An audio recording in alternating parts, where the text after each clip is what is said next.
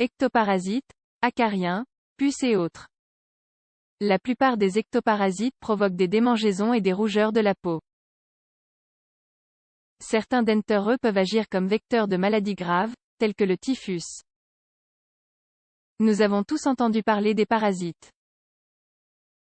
Ce sont des organismes qui vivent à l'intérieur ou à la surface d'un autre être vivant, obtenant certains avantages au prix de causer des problèmes à l'être dont ils profitent. Les ectoparasites, en particulier, sont ceux qui vivent sur la surface extérieure des autres. Ces types d'êtres produisent souvent des maladies appelées parasitoses. Ils sont communs chez les animaux et les humains. Dans notre cas, ce type de pathologie a tendance à apparaître en été et à causer des dommages à la peau. Certains ectoparasites peuvent être la voie de transmission d'infections systémiques graves aux conséquences désastreuses. De plus, leur éradication n'est pas si facile. C'est pourquoi, dans cet article, nous expliquons les faits les plus importants concernant les ectoparasites, en mettant l'accent sur les acariens et les puces. Quels sont les ectoparasites les plus fréquents? Les ectoparasites sont de petits organismes qui vivent au détriment des autres êtres vivants. Dans le cas de l'homme, ce grand groupe comprend toute une série d'arthropodes différents. En règle générale, ce type d'être adhère à la surface de la peau et y reste pendant une période de temps qui peut durer aussi longtemps que l'organisme le souhaite. Ils peuvent même pénétrer la peau, se logeant dans les couches plus profondes du derme. Une fois à l'intérieur, les symptômes sont des démangeaisons et même des réactions allergiques.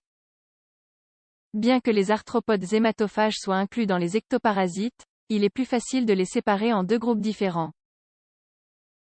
Les arthropodes hématophages sont ces insectes, tels que les moustiques, qui se nourrissent du sang des humains.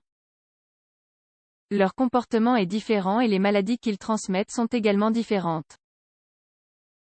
Le plus grand problème avec tous les ectoparasites, et en particulier avec les arthropodes hématophages, est qu'ils peuvent agir comme vecteurs.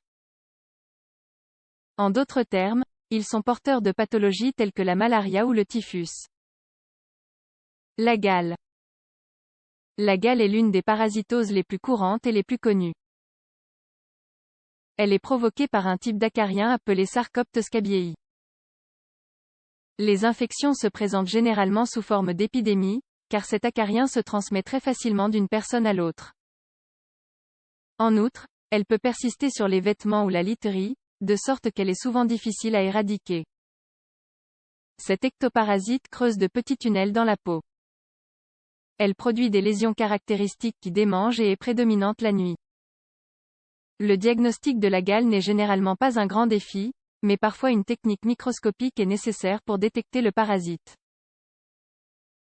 Cependant, les médecins trouvent généralement les lésions au premier coup d'œil.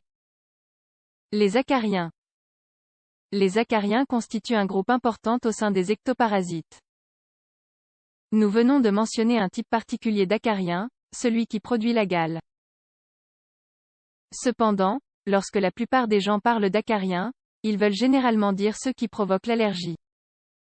Dans ce cas, la famille des parasites est appelée Dermatophagoides pteronicinus. C'est une espèce qui vit habituellement dans la poussière présente dans les meubles de toute maison. C'est un très petit arthropode qui est en fait inoffensif pour l'homme.